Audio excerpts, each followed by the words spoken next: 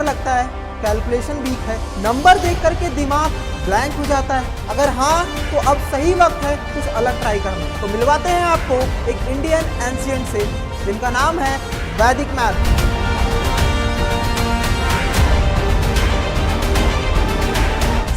Super smart सूत्रास जो बनाए आपको मैथ्स में फास्ट एंड फियरलेस।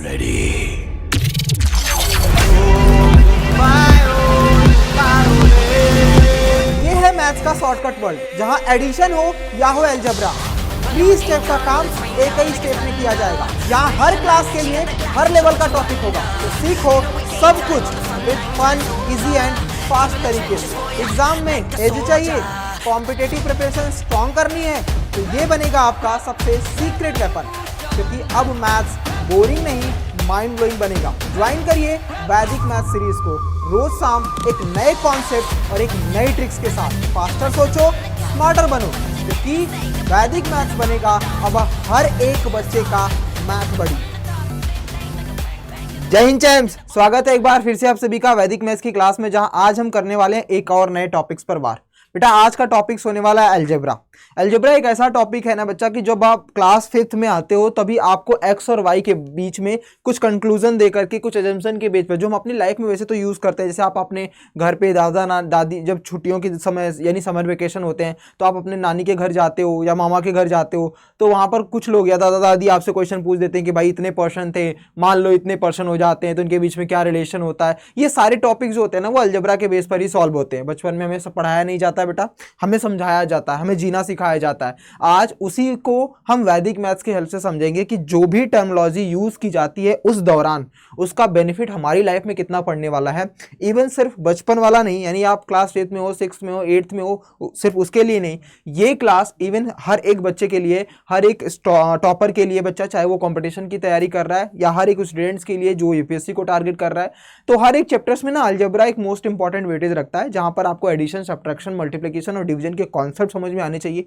तो आज सारे के सारे टॉपिक्स में एक वन शॉट में ही खत्म कर दूंगा। यानी जब कभी भी आपको इस तरीके के फ्रैक्शन आपको दिखते हुए नजर आए, ऐसे इक्वेशन दिखते हुए नजर आए बच्चा, तो ऐसे इक्वेशनों को सॉल्व करना कैसे होता है ये वैदिक मैथ्स हमें सिखाता है, 10x फास्टर बनाता है। तो जब कभी भी आपको आगे आने वाली, जब भी आपके सामने कोई अलजेब्रा वाला क्वेश्चन आता है तो आप उसको सेकेंडों में उड़ा सकते हो बेटा। यहीं से बहुत सारे कॉन्सेप्ट निकलते हैं और यहीं से हमारा बेस स्ट्रॉन्ग होता है। तो चलिए बिना किसी देरी के हम लोग क्लास की शुरुआत करते हैं। उससे पहले बता दूं कि इस क्लासेस की डीपीपी पीडीएफ जो भी हम पढ़ेंगे, जो भी यहाँ पर राइट डाउन करेंगे, आपको उसकी नोट्स बनाने की जरूरत नहीं है, मतलब इवन सोच करके कि क्या बनाना है क्या नहीं। जो भी हम यहाँ पर पढ़ेंगे बेटा उसकी पीडीएफ, उसके नोट्स जो हैं इस टेलीग्राम चैनल पर दे दिए जाएंगे। टेलीग्राम चैनल का नाम है मैथ्स विद आनंद सर अड्डा 24/7। आप डिस्क्रिप्शन में भी लिंक है बच्चा, उसके थ्रू भी ज्वाइन कर सकते हो। ज्वाइन कर लीजिए, मैथ्स से रिलेटेड कुछ भी इशू रहता है आप मुझसे डायरेक्ट कॉन्टैक्ट कर सकते हैं। मैंने टेलीग्राम इंस्टाग्राम भी आईडी दे रखा है, आप अगर पर्सनली भी कनेक्ट होना चाहते हैं तो इंस्टाग्राम पर भी हमें फॉलो कर सकते हैं। आइए बच्चा, तो अब हम बात करते हैं अलजेब्रा होता क्या है। देखो बेसिकली क्या होता है अलजेब्रा, जैसे हम बचपन, थोड़ा सा हम अपने, मान लो आप बड़े हो तो थोड़ा सा वापस जाओ, अपनी उस पास्ट वाली लाइफ में जाओ जब आप क्लास 5th में रहे होगे, 4th में, 6th में।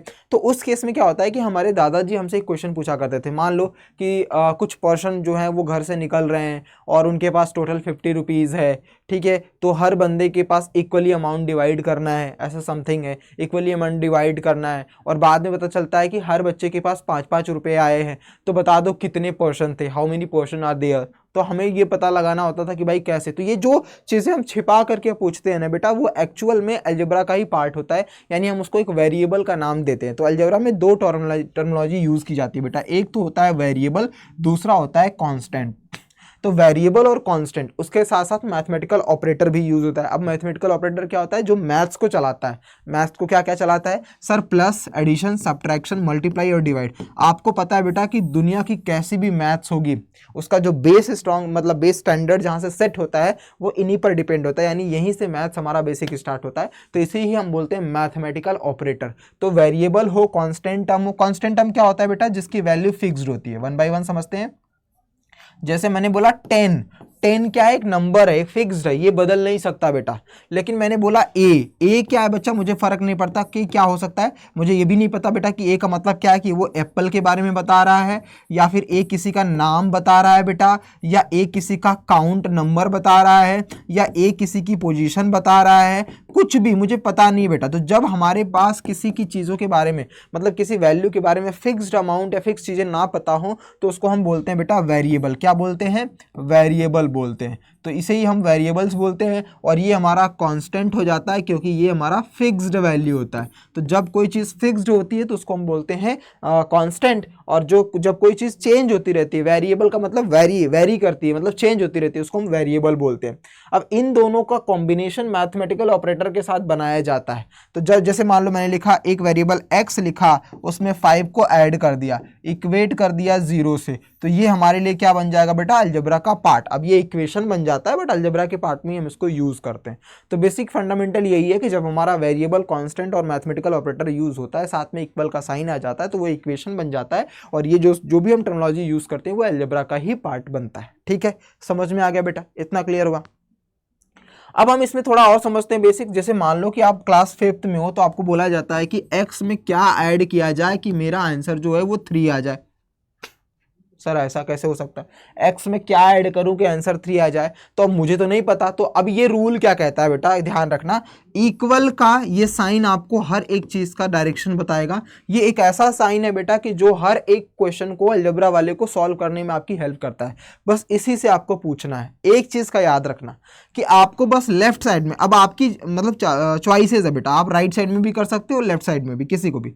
मैं कहता हूं कि लेफ्ट साइड में फिक्स कर दो वेरिएबल वाला प्लेस, मतलब एक घर बना दो, इक्वल के लेफ्ट में घर बना दो, वेरिएबल को रखना है, और राइट में बना दो कांस्टेंट को। आप चेंज भी कर सकते हो कि सर इधर कांस्टेंट बना दो, इधर वेरिएबल, आपके ऊपर डिपेंड है। लेकिन हम थोड़ा अपने सेटिस्फेक्शन के लिए, अपने यूज के लिए, कि थोड़ा हम कंफर्टेबल हो जाते हैं, हम लेफ्ट साइड में वेरिएबल को रखते हैं, राइट साइड में हम कांस्टेंट को। मतलब दुनिया में कहीं पर भी कैसा भी क्वेश्चन आता है अलजेब्रा वाला, तो हमें बस ये सोचना, उसको अगर प्लस माइनस और मल्टीप्लाई डिवाइड करना है, तो हमें बस एक सोचना है बेटा कि वेरिएबल को एक साइड सोचना है, मतलब एक ही साइड रखना है, चाहे इधर भी होगा तो भी हमें इधर भेजना है, इधर है तो यहीं छोड़ देना है। और अगर मान लो इधर कांस्टेंट टर्म है तो उसको राइट साइड भेजना है, इधर है तो उसको वहीं पे प्लेस फिक्स करना। बस यही चीज आपको याद रखना है कि इक्वल के एक साइड घर बनाना है मुझे वेरिएबल का, और दूसरी साइड बनाना है कांस्टेंट टर्म का। बहुत आराम से क्वेश्चन को उड़ जाओगे।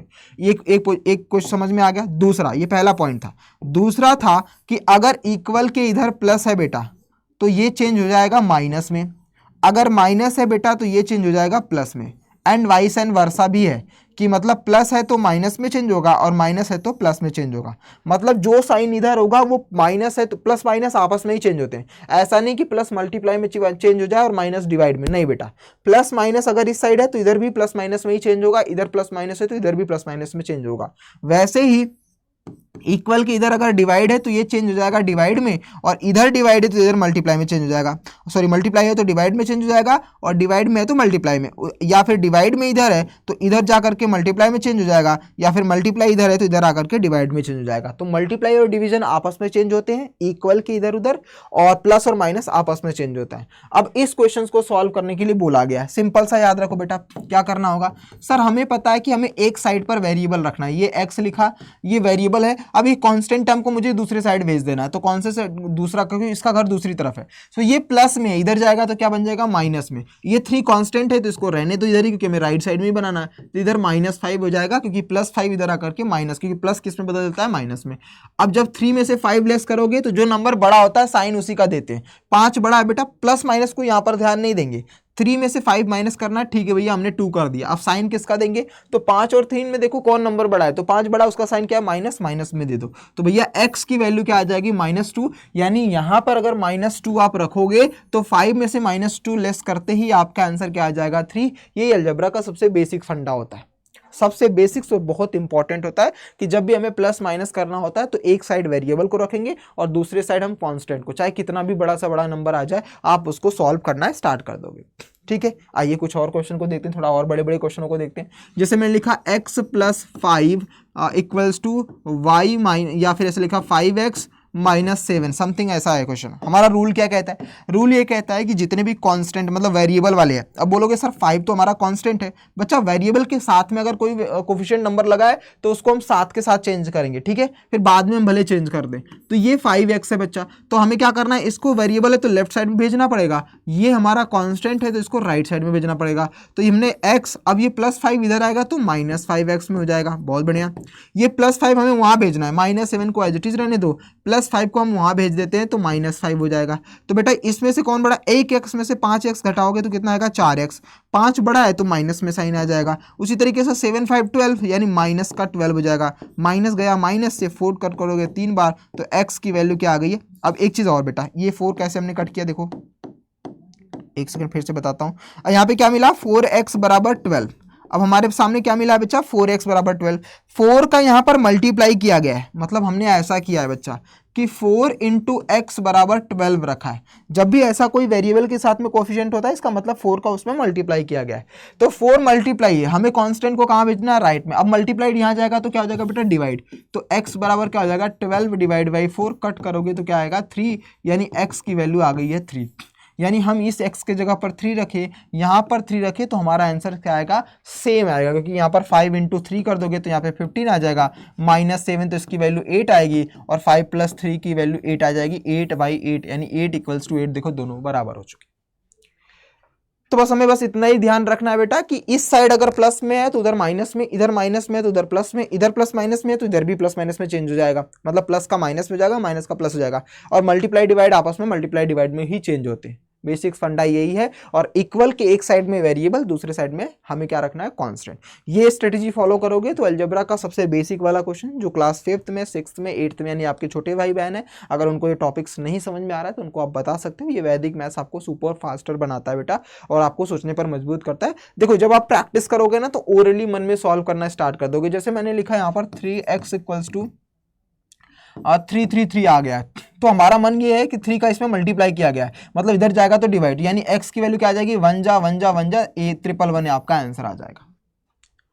तो ये वैदिक मैथ्स ही आपको फास्टर बनाता है। तो आप थोड़ा सा अगर आप अभी तक अगर इसका बेसिक फंडा नहीं समझ में आया कि how to solve linear equation, अब लीनियर इक्वेशंस भी ऐसे ही सॉल्व होता है। ये हमारे लिए क्या है बेटा? ये हमारा लीनियर इक्वेशन ही है।